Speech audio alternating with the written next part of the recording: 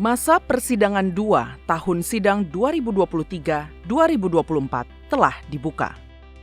DPR RI kembali menjalankan tugas konstitusional setelah kembali dari kegiatan bersama konstituen di daerah pemilihan masing-masing, mendengarkan aspirasi rakyat, sekaligus menyosialisasikan pelaksanaan fungsi-fungsi DPR RI.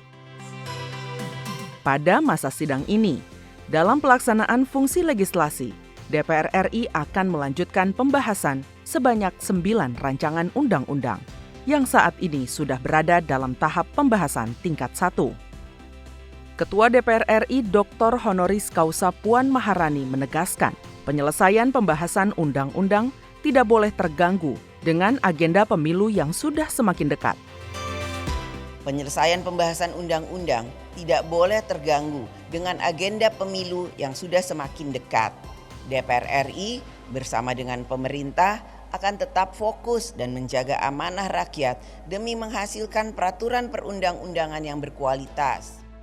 Dikutip dari laman dpr.go.id, Panja Evaluasi Prolegnas dan Penyusunan Prolegnas Prioritas tahun 2024 menetapkan jumlah rancangan Undang-Undang Prolegnas Prioritas Perubahan kedua tahun 2023 sebanyak 37 rancangan undang-undang.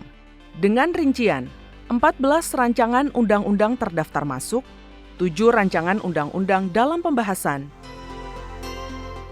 10 rancangan undang-undang dalam penyusunan, 3 rancangan undang-undang dalam harmonisasi, 2 rancangan undang-undang sudah disahkan, yaitu Undang-Undang IKN Nusantara dan Undang-Undang ASN, serta rancangan undang-undang tentang kesejahteraan ibu dan anak yang telah ditetapkan sebagai usul inisiatif DPR RI.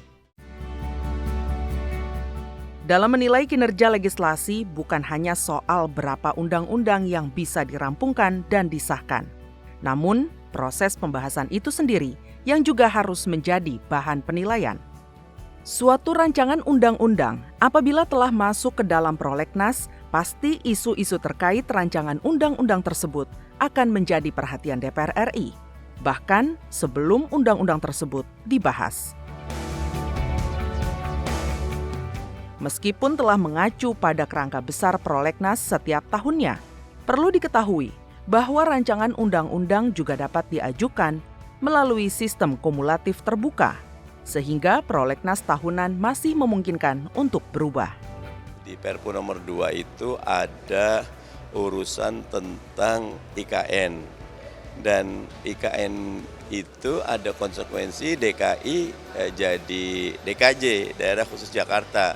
Dan itu 12 Februari 2024 harus jadi. Itu tidak masuk prolegnas, padahal harusnya masuk. Nah, untuk itu masuk kumulatif terbuka, bisa masuk.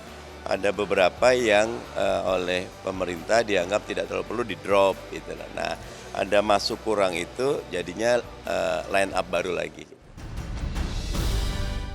Meskipun tahapan pemilu sudah mulai berjalan dan pelaksanaannya semakin dekat, DPR RI tetap berkomitmen untuk fokus dalam menyelesaikan RUU mana yang menjadi prioritas.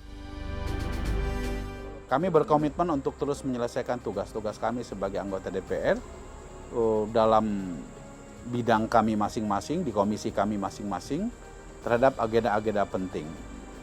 Kemudian undang-undang kesejahteraan ibu dan anak juga akan kami dorong supaya segera dapat diselesaikan, karena ini bagian dari kita untuk mengatasi stunting, ya. Spirit dari DPR RI untuk menyelesaikan seluruh rancangan undang-undang prolegnas sebelum periode ini berakhir tetap harus mendapat sambutan yang sama dari pihak pemerintah. Karena pembahasan suatu undang-undang tidak bisa hanya dilakukan oleh satu pihak.